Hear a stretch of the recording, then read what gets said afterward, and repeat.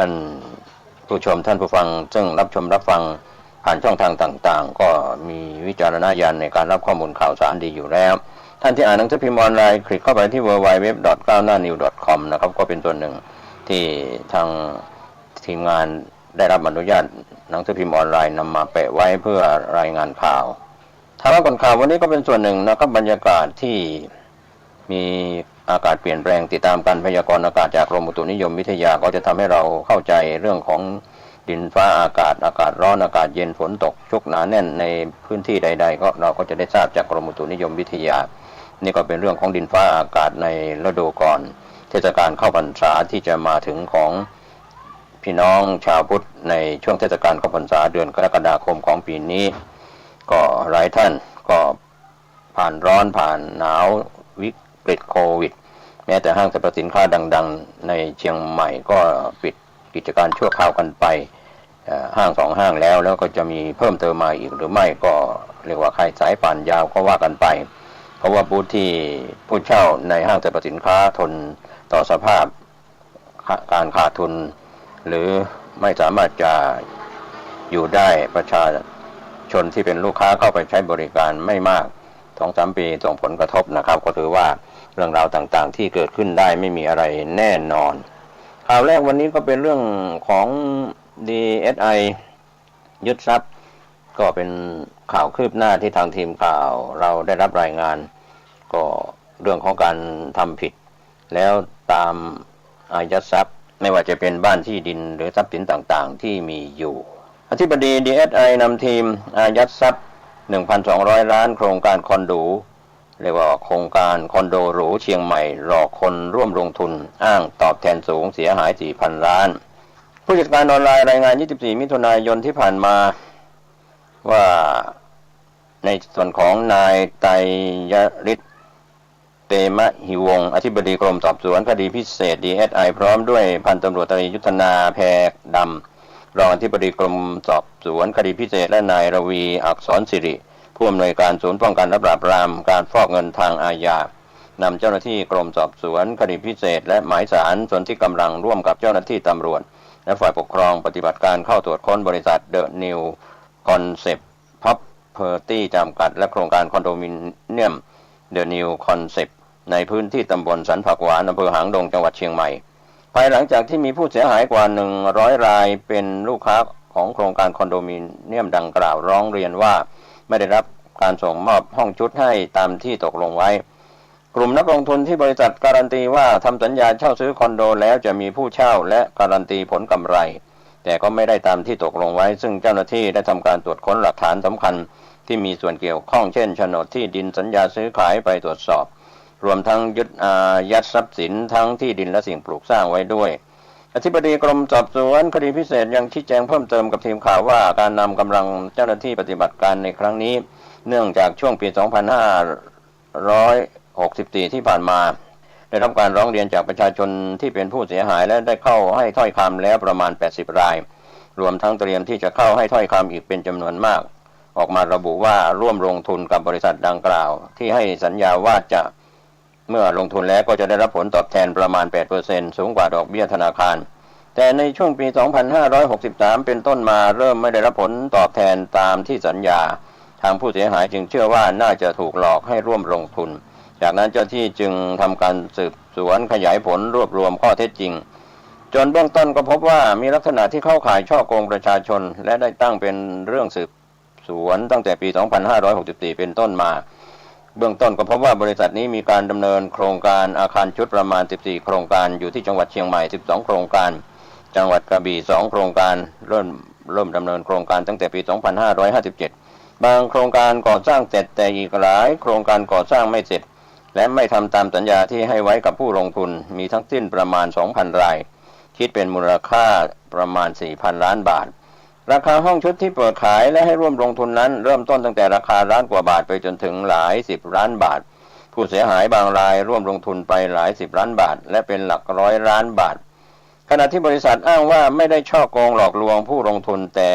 ที่ไม่สามารถจ่ายผลตอบแทนให้ได้เนื่องจากผลกระทบเศรษฐกิจและสถานการณ์โควิด -19 กำลังพยายามบริหารจัดการอย่างเต็มที่เพื่อจ่ายผลตอบแทนตามสัญญาให้ผู้ลงทุน สำหรับขั้นตอนของคดี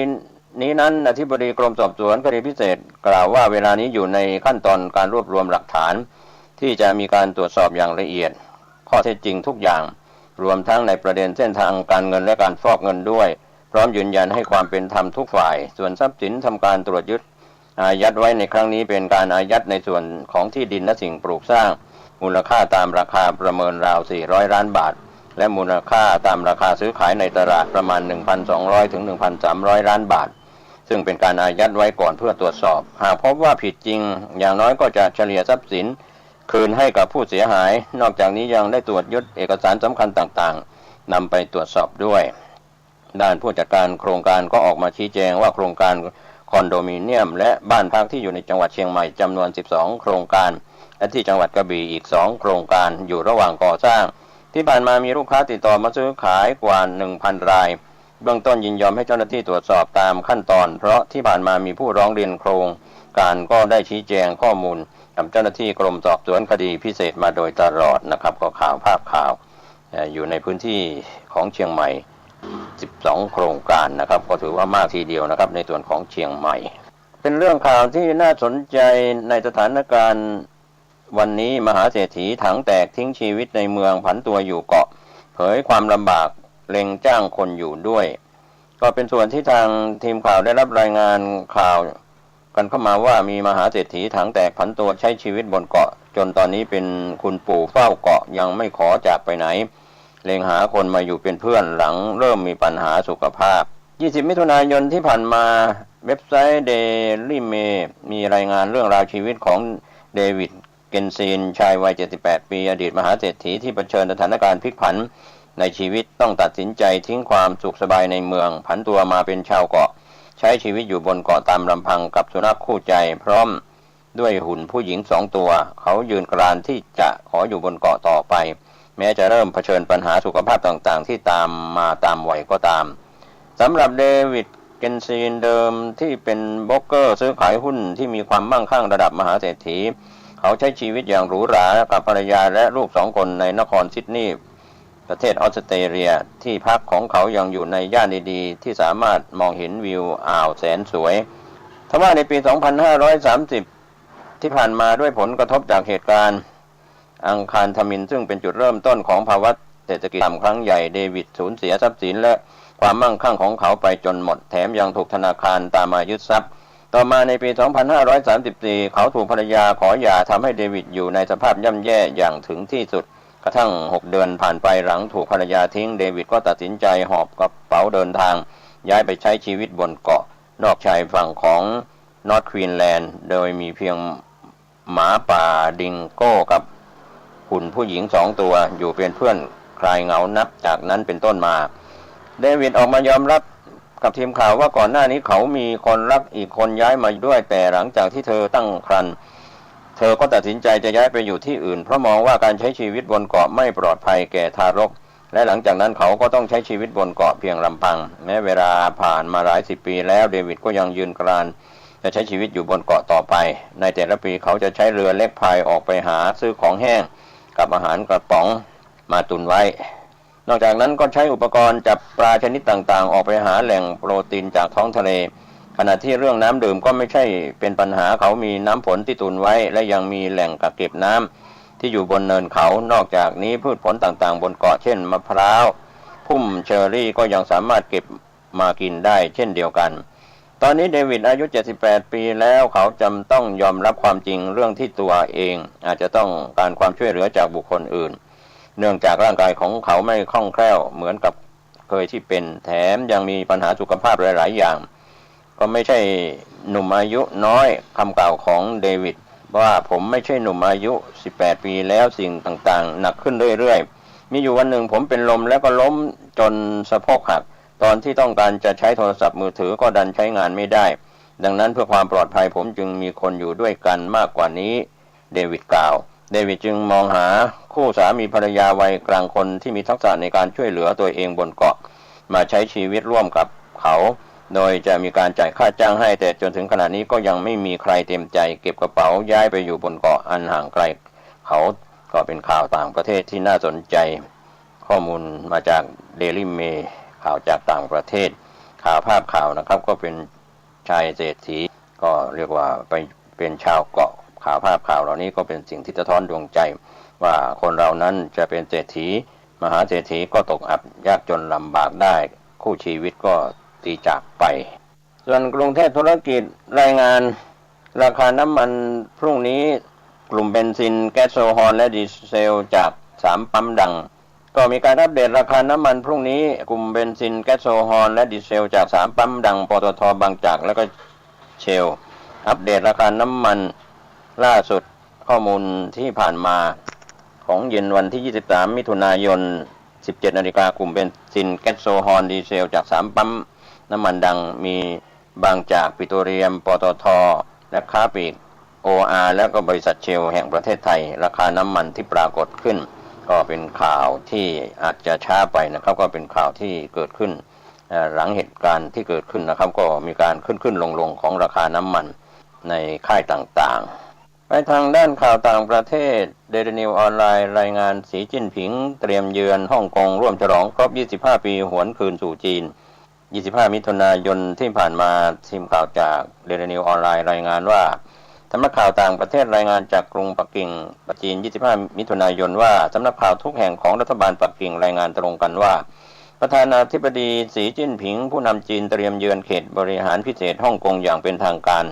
ระหว่างวันที่30 มิถุนายนถึง3 กรกฎาคมที่จะถึงนี้เพื่อร่วมพิธีเฉลิมฉลองครบรอบ25 ปีสหราชอาณาจักรส่งมอบเกาะฮ่องกงกลับคืนสู่จีนและก็เป็นประธานในพิธีสาบานตนของนายจอห์นลีเพื่อรับตำแหน่งหัวหน้าคณะผู้บริหารฮ่องกงคนใหม่ในวันที่1 กรกฎาคมที่จะถึงนี้ด้วยครับก็ในส่วนการกำหนดการดังกล่าวของสีผู้นำจีนเป็นการเดินทางออกนอกแผ่นดินใหญ่อย่างเป็นทางการครั้งแรกนับตั้งแต่เกิดอุบัติของโรคโควิด -19 และก็การแพร่ระบาดครั้งใหญ่ระหว่างปี 2563 ถึง 2564 ครับก็เป็นข่าวที่ทางทีมข่าวได้รายงานข่าวกันเข้ามาข่าวคืบหน้าจะได้รายงานเพิ่มเติมในข่าวอัปเดตต่อไปไปทางด้านข่าวมติชนออนไลน์ในข่าวส่วนภูมิภาคที่จังหวัดนครราชสีมาน้ำมันแพงชาวโคราชแห่ซื้อรถจักรยานไฟฟ้าชาร์จไฟ1ครั้ง9 บาทวิ่งได้50 กิโลเมตรยอดขายดี25 มิถุนายนที่ผ่านมาน้ำมันแพงชาวโคราชแห่ซื้อรถจักรยานไฟฟ้าชาร์จไฟ1ครั้ง9 บาทวิ่งได้50 กิโลเมตรยอดขายสุดปังนะครับเป็นการรายงานข่าวจากโคราชว่าสถานการณ์ราคาน้ำมันทุกชนิดปรับราคาสูงขึ้นต่อเนื่องทำให้ประชาชนผู้ใช้รถยนต์และรถจักรยานยนต์ได้รับผลกระทบอย่างหนักหลายคนจึงหาวิธีประหยัดค่าใช้จ่ายโดยหันไปหาทางเลือกอื่นโดยเฉพาะการใช้รถยนต์และรถจักรยานยนต์ไฟฟ้าเนื่องจากสามารถช่วยประหยัดค่าใช้จ่ายได้เป็นอย่างมากผู้สื่อข่าวได้ลงพื้นที่สำรวจร้าน NTK Store ถนนเลียบคลองชลประทานตำบลหนองกระทุ่มอำเภอเมืองจังหวัดนครราชสีมาเป็นร้านขายรถยนต์และรถจักรยานยนต์ไฟฟ้าเพราะว่ามีประชาชนให้ความสนใจเข้ามาเลือกซื้อกันอย่างคึกคักตลอดทั้งวันจากการสอบถามนายทองดีรถภูเขียวอายุ45 ปีลูกค้ารายหนึ่งกล่าวกับทีมข่าวว่าตอนนี้ราคาน้ำมันแพงมากสู้ไม่ไหวจึงได้มาเลือกซื้อจักรยานไฟฟ้าไป1 คันเพราะก่อนหน้านี้เคยซื้อไปใช้แล้วสามารถช่วยประหยัดค่าใช้จ่ายได้เป็นอย่างมากส่วนใหญ่จะนำไปใช้ขี่ในหมู่บ้านแล้วก็ไปจ่ายตลาดที่มีระยะทางไม่ไกลจากเดิมที่เคยเติมน้ำมันรถจักรยานยนต์สัปดาห์ละ3 ครั้งหมดเงินไปประมาณสัปดาห์ละ250 บาทแต่หลังจากใช้จักรยานไฟฟ้าแล้วชาร์จไฟฟ้าสัปดาห์ละ2 ครั้งเสียค่าไฟรวมแล้วได้จ่ายไปแค่18 บาทเท่านั้นครับก็ทางด้านนางสาวสุนิตาชมังกลางพนักงานขายของร้าน NTK Store ก็กล่าวกับทีมข่าวว่าภายหลังจากช่วง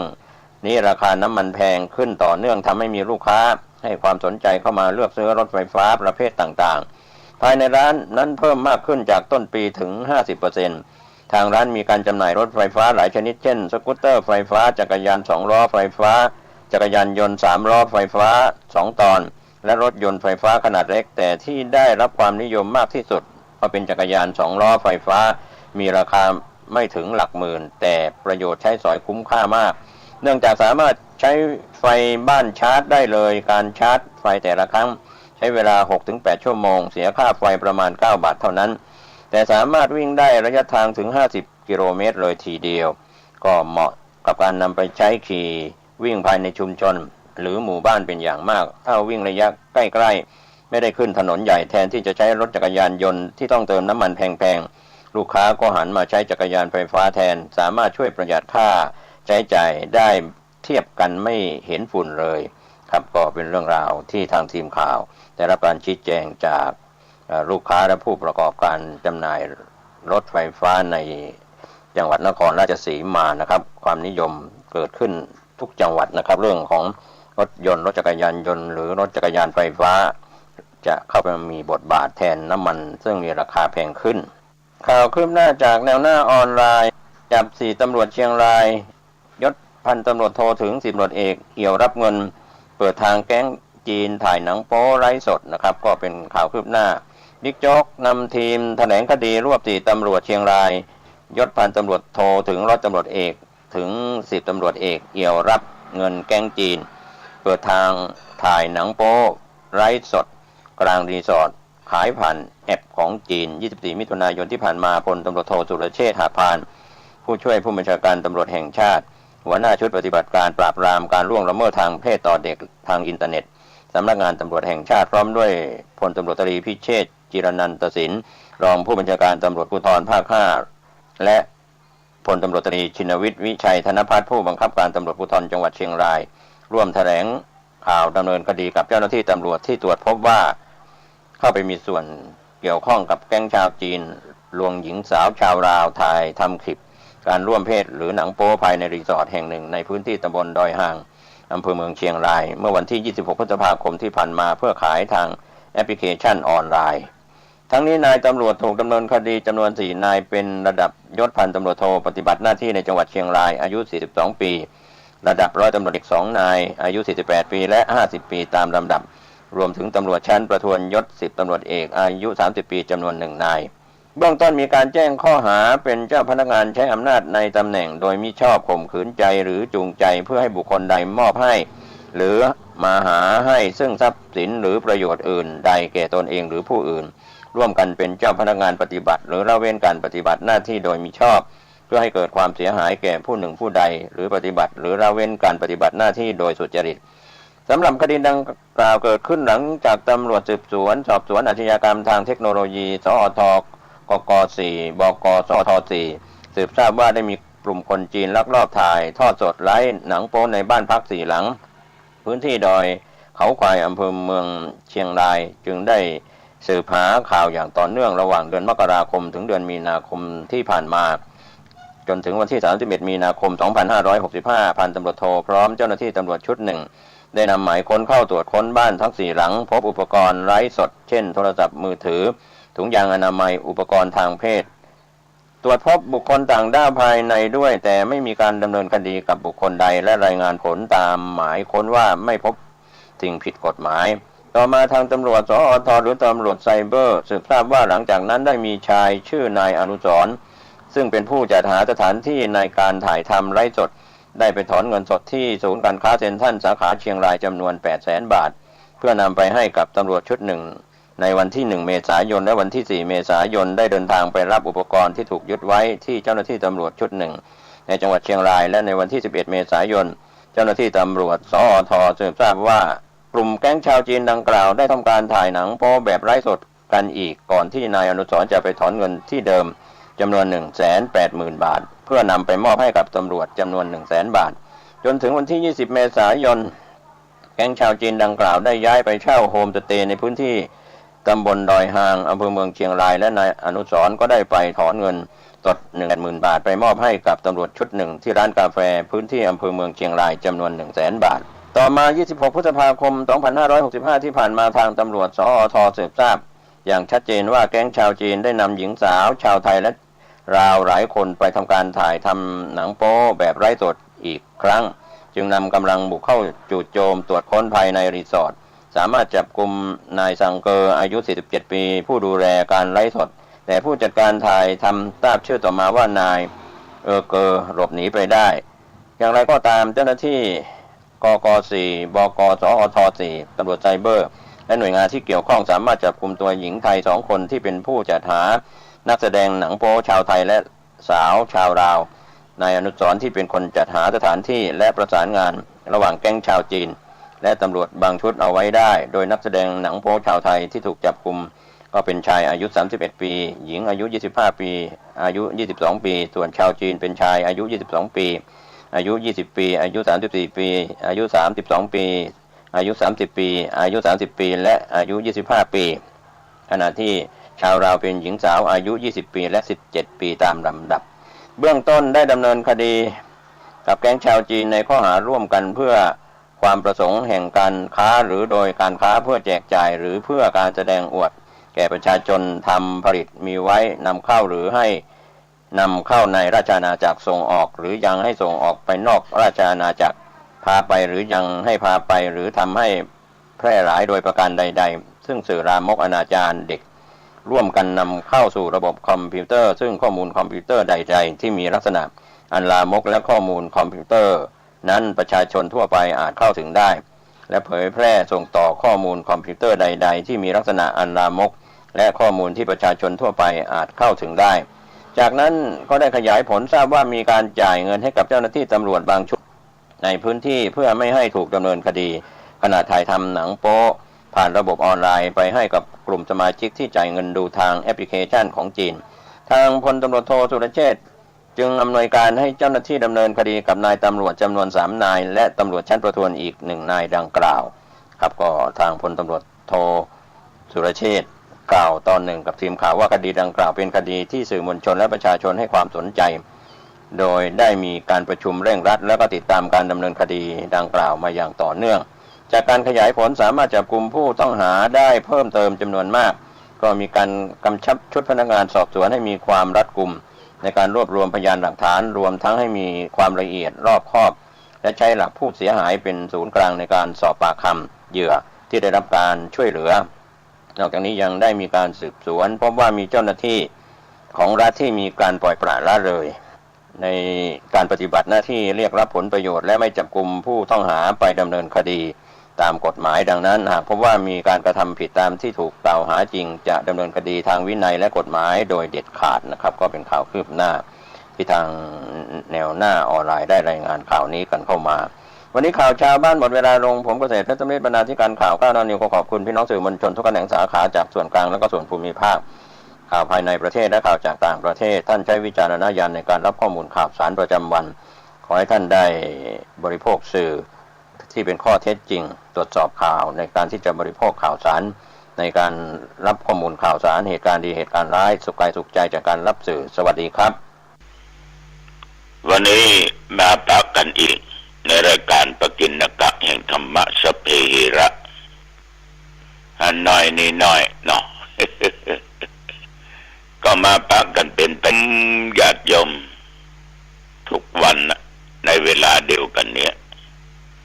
และก็ทางสถานีวิทยุแห่งนี้ถ้ากันเมื่อใดพบกันเมื่อใดอู้จากันเมื่อใดเอาก็ได้ร่วมจิตร่วมใจสวดมนต์ฉบับย่อสวดไปนี่อย่างบล่ำบเหลือทุกเจ้าเอาไปว่าจะนั่นนะ เพื่อเป็นมังกรเป็นมงคลต่อตัวตนต่อจิตต่อใจในฐานะที่เฮาคนหนึ่งก็เป็นศิษย์ตถาคตเป็นศิษย์ที่ไม่รู้ทีนี้จะทำมันอย่างต้องกึศถึงครูบาอาจารย์ของเฮาไว้เอาละโอ้ไปโอ้มาเนาะเสียเวลาเปล่าๆมาทำบัตรสวดมนต์กันดีกว่าอะระหังสัมมาสัมพุทโธภควาพุทังภวันตังอภิวาเทมิกราบพระพุทธสวากขาโตภควตาธัมโมธัมมังนัมมัสสามิกราบพระธรรมสุปฏิปันโนภควโตสาวกสังโฆสังฆังนัมมามิกราบพระสงฆ์ ก็กล่าวคำนมัสการว่าพร้อมๆกันไปนึกนะโมตัสสะภะคะวะโตอะระหะโตสัมมาสัมพุทธัสสะนะโมตัสสะภะคะวะโตอะระหะโตสัมมาสัมพุทธัสสะนะโมตัสสะภะคะวะโตอะระหะโตสัมมาสัมพุทธัสสะพุทธังสารนังคัจฉามิธัมมังสารนังคัจฉามิสังฆังสารนังคัจฉามิตุติยัมปิพุทธังสารนังคัจฉามิตุติยัมปิธัมมังสารนังคัจฉามิตุติยัมปิสังฆังสารนังคัจฉามิตติยัมปิพุทธังสารนังคัจฉามิตติยัมปิธัมมังสารนังคัจฉามิตติยัมปิสังฆังสารนังคัจฉามิอยากมีเงินก็ต้องทำงานจึงจะปานจะปุ๊บถ้าอยากจะเรียนจบก็ต้องขยันมาศึกษาอยากสมฮักต้องฝักใฝ่เวียนไปเวียนมาถ้าไผ่ขยากมีหน้าก็ต้องเสนอหน้าอาสาคนวันนี้กรมอุตุได้ประกาศว่าแถววัดหนองตองบริเวณวัดหนองตองและใกล้เคียงได้บอกว่าตั้งแต่วันว่ามาถึงวันนี้ไม่มีฝนตกแม้แต่หยดเดียวลมก็อยู่ตามปกติฮ้อนก็ฮ้อนตามปกติ ญาติโยมท่านผู้ฟังแต่ในเมืองตะวานี่บางแห่งบางที่ลงมิดมัดก็ไปไงนะมอกรำคาญเนี่ยเนาะหลายที่เช่นเดียวกันนะก็มันเป็นธรรมชาตินะมันเลยบังคับมันไม่ได้บังคับเมื่อมันอยู่มันต้องมาอยู่พ่อแม่ออกญาติโยมท่านผู้ฟังทั้งหลายแต่วันวานี้ก็ได้มีญาติโยมสองแม่ลูกมาจากอำเภอสันปะตองหลังกาดสันปะตอง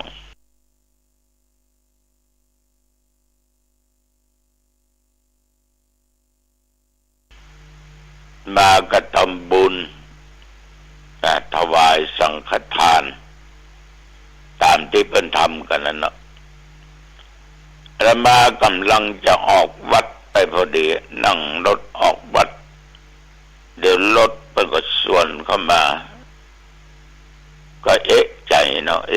โยมมาต้องการพบอาตมาเหกะก็จอดรถเตียวขึ้นไปที่บนกุฏิบนสำนักงานญาติโยมก็หิ้วสังฆทานมากับน้ำ1 แพ็คมันก็แปลกนี่เนาะมันน่าบุญของเพิ่นเหมือนกันนะแต่น่าบุญของเฮาเพิ่นเข้าเฮาออกอาจจะไปอยู่แล้วเพราะมีกิจที่ต้องไปแต่ว่าก็ด้วยบุญของเพิ่นก็ตั้งใจจากบ้านมาละเพิ่นว่าใบตั้งแต่ออกบ้านภาษาตุขอพระทุลุงกันตึกนี่หรอ เมื่อได้มาพบมาปะก็ดีอกดีใจเนาะนะก็ได้ได้จากันสอบไปสอบมาเป็นแฟนพันธุ์แท้แล้วขอขอบใจเนอเป็นอย่างนักเนิบพอออกแม่ออก2 แม่ลูก ความกตัญญูกตเวทิตาเกิดขึ้นที่ไหนที่นั้นก็จะมีความสุขความร่มเย็น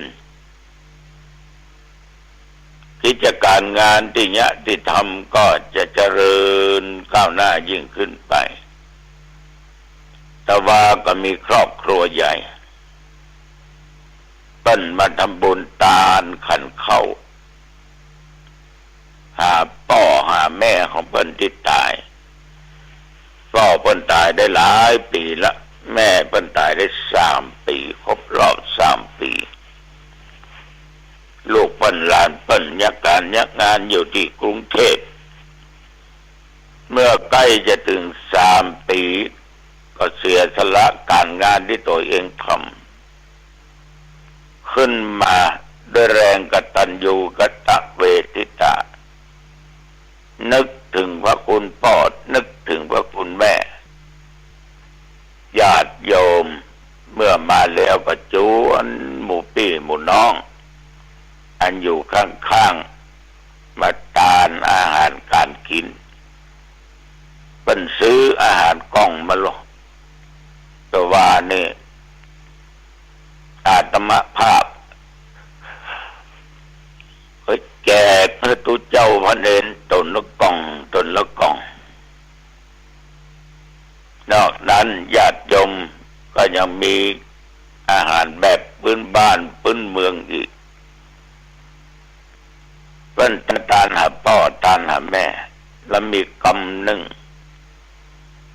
ที่เป็นอู้จามาว่าถึงวันนี้นะตุลุงถ้ามีเปิ้น2 คนเนี่ยข้าเจ้าเขาก็บ่สามารถมีวันนี้ได้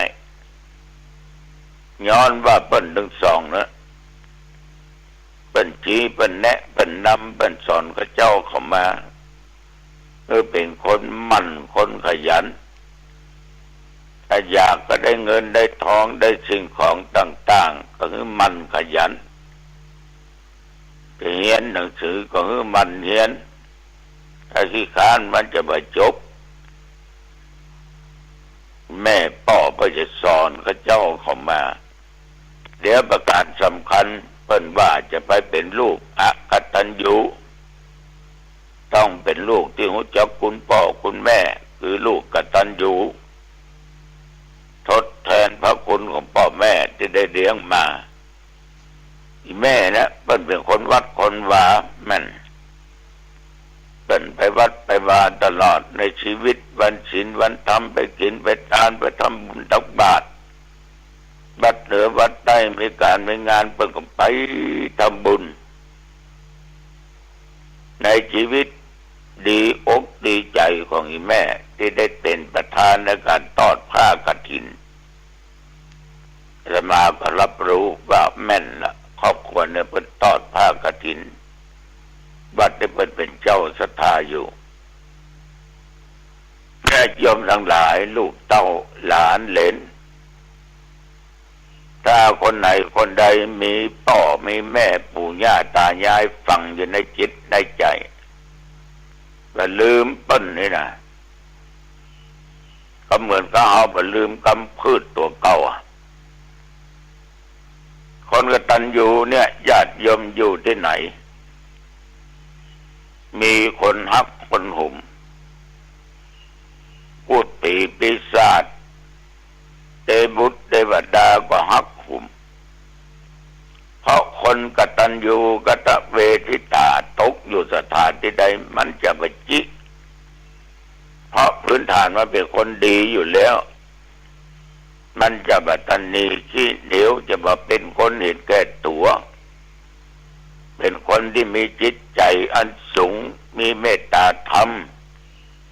มีอย่างกับเพื่อแผ่แก่บุคคลทั้งหลาย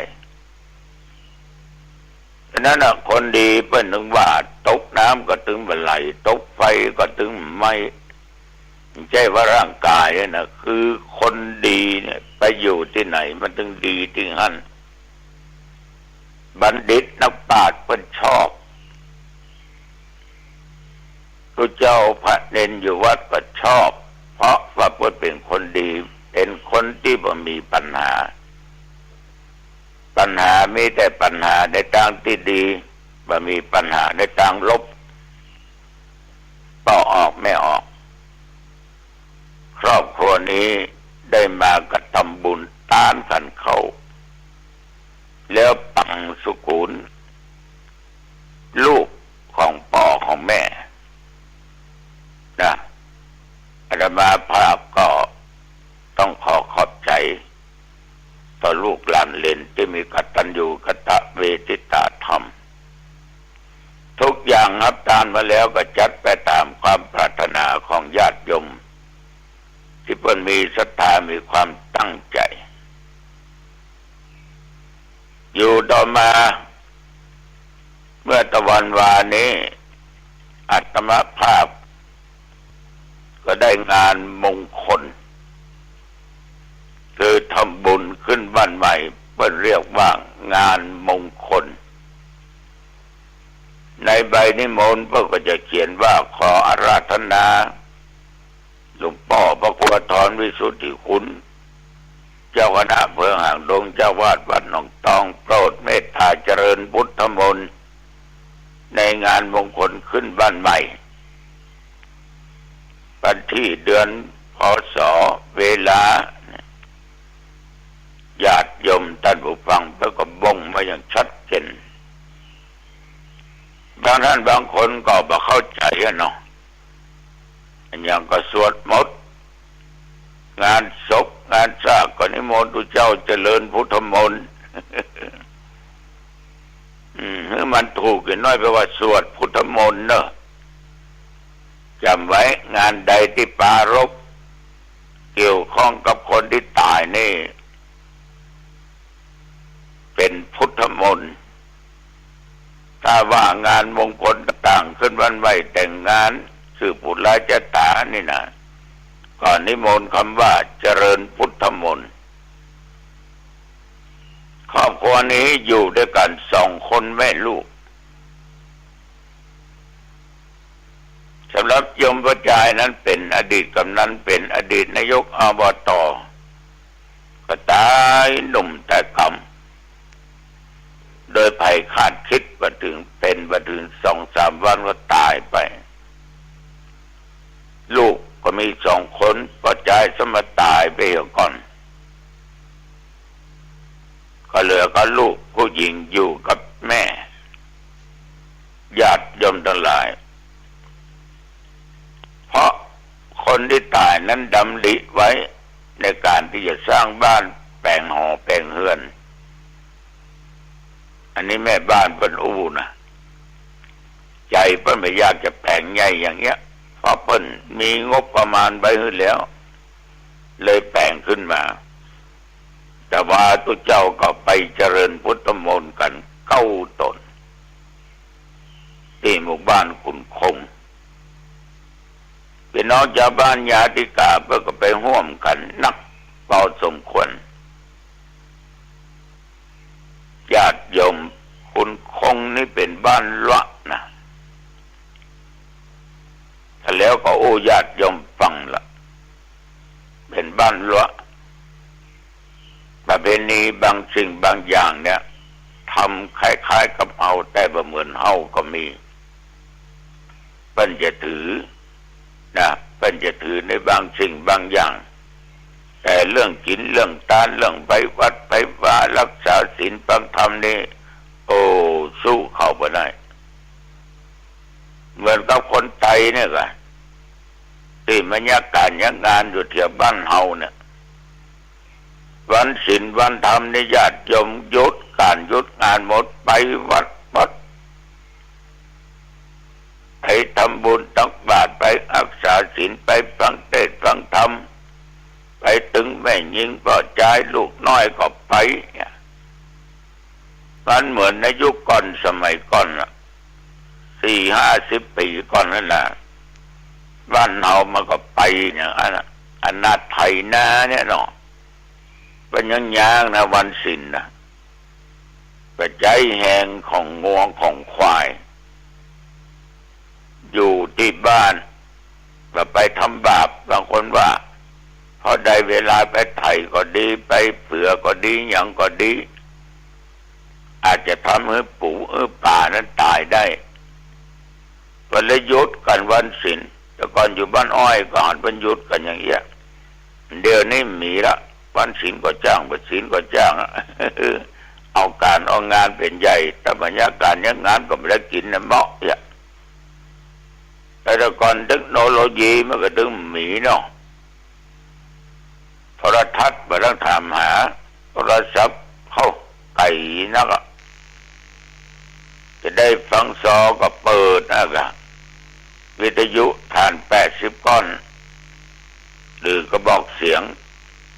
ที่ใช้หมุนนั่นนะเอาแผ่นที่ข้างเนี่ยแผ่นซอก็ใส่นะญาติโยมทั้งหลายจะได้ฟังกันนะถนนหนทางก็ไม่ค่อยดีไฟฟ้าก็มีมืดตึ๊บตื้อแต่ว่าน้ำจิตน้ำใจของคนหลั่งไหลกันเข้าวัดเข้าว่าไปทำบุญตักบาตรกันไปฟังเทศน์ฟังธรรมกันนอนวัดนอนวากันความเจริญนี่มันดีนะแต่ว่าเข้าไปที่ไหนก็ลบประเพณีวัฒนธรรมหายไปได้บ้านป่าปุ่นเนี่ยญาติโยมอำเภออมก่อยนี่นะก่อนลูกศิษย์มาบวชที่เนี้ยแล้วก็เป็นตุขับไปอยู่อาสลมปอดโตไปก็มีตู้เย็นก็มีโทรทัศน์ก็ตึงได้ดูเนาะแล้วเจ้าก็ต้องฟังเนาะ3 โมงนี้วัยรุ่นและละอ่อนหนุ่มสาวขึ้นวัดโลเตียวขึ้นดอยกันมาไหว้พระเจริญพุทธมนต์สวดมนต์กันเป็นประจำถึงวันว่าต้องมีเครื่องประกาศกันต้องมากันช่วยกันวัดกันว่าช่วยนั้นช่วยนี้เพียวอันเพียวนี้ถึงหนุ่มถึงสาวถึงคนเฒ่าคนแก่อยู่ต่อมานี่ไฟฟ้าเขาปุ๊บตู้เย็นมีปั๊บโทรทัศน์เกิดมีหายไปกำน้อยอยากจะเป็น7-80เหลือ10 บาทในที่สุดหมดลึงเนี่ยความเจริญบางอย่างมันดีนะแต่บางอย่างก็ทำลายประเพณีวัฒนธรรมแม้แต่วัดลูกศิษย์ลูกหาที่ไปอยู่ธรรมจาริกอมก่อยอย่างเดียวกันญาติโยมไปใหม่ๆก็ยังเป็น40-50-70-80มาวัดมาว่ากันอากาศนี่ดีมากๆกลางวันก็ได้ห่มผ้ากลางคืนก็สำเน็จบ้านที่เป็นเอาช้างไถนาเนี่ยนะปัจจุบันช้างไถนาก็หายแซบหายซอยช้างเขาก็ขายหมดเหลือช้างตัว2 ตัวอากาศก็มีการเปลี่ยนแปลงกลางวันเฮาฮ้อนเขาก็ฮ้อนแต่ก่อนนี้พัดลมและทำหามีค่ำเมื่อคืนวันแรงอากาศจะเย็นขนาดตัวเจ้าก็ฟังก็เคยขึ้นไปนอนบนละที่นาเกวียนนอนมาไหว้พระสวดมนต์ก็หายไปเหลือน้อยเดียวแต่ก่อนนี้บวชอยู่วัด30 ตนสาธุเจ้าของเขาก็สร้างที่พักที่นอนที่กินสร้างเป็นอาคารโรงเรียนก็มีญาติโยมมือการอุปถากอุปถัมภ์เหมือนเข้าความเจริญมาเข้าถึงไฟฟ้ามันพอมีใจนะญาติโยมทั้งหลายโทรทัศน์ก็มีมือถือก็นักมันก็เลยหายแซบหายซอยไปเหลือตุเจ้าอยู่วัดตนเดียวไม่เดี๋ยวนี้นะเหลือตุเจ้าอยู่วัดตนเดียวเนื้อความเจริญเนี่ยมันดีหลายอย่างการคมนาคมการใจการยังการแต่ว่าทำลายสิ่งดีๆไปนักเพราะจิตใจของคนเราเนี่ยมันจะหันกลับมาเจอของใหม่ๆพอออกไม่ออก ท่านผู้ฟังทั้งหลายสิ่งเหล่านี้ขอฝากไว้สักอย่างหนึ่งอย่าให้ความเจริญนั้นมันมาทำลายสิ่งดีๆกับตัวเองอย่างคนบางคนเนี่ยเคยไปวัดไปบาตรไปทำบุญตักบาตรไปฟังเทศน์ฟังธรรมนอนวัดนอนวาเจริญสมาธิภาวนาเมื่อมีอย่างพอมีรถยนต์ก็เดี๋ยวก็ไปอันก็เดี๋ยวก็ไปนี่ไปเอี่ยวที่อันไปเอี่ยวที่นี่ไปทัศนาจรไปค้างคืนที่อันที่นี่เพราะวัดเขาว่าเอี่ยวมันม่วนนู่นเนาะมีสตางค์จกจ่ายก็ม่วนก็กินก็ได้กินก็นอนอย่างได้ก็นอนได้เนี่ยสิ่งนี้จะทำให้มันลบล้างสิ่งดีๆที่เราสร้างไว้หายไปหมดฝากกับญาติกับโยมนำไปคิดพิจารณาดูเนอะเอาละวันนี้จะไปมาเป็นเวลาก็พอสมควรแล้วเนาะ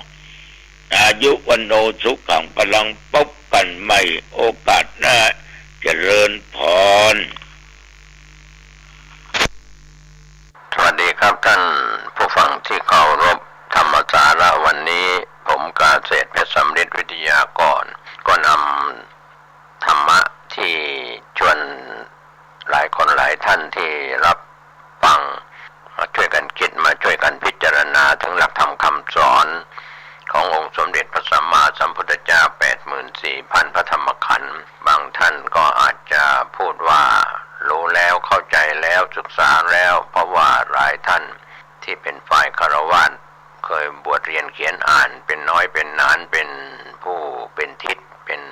ผ่านการเรียนจบนักธรรมตรีโทเอกธรรมศึกษาตรีโทเอกปริญญาธรรม 1-2 จนถึงปริญญาธรรม 9 ประโยครวมไปถึงศึกษาในส่วนของอภิธรรมรวมไปถึงการศึกษาในมหาวิทยาลัยสงฆ์มจรมมรรวมไปถึงการศึกษาใน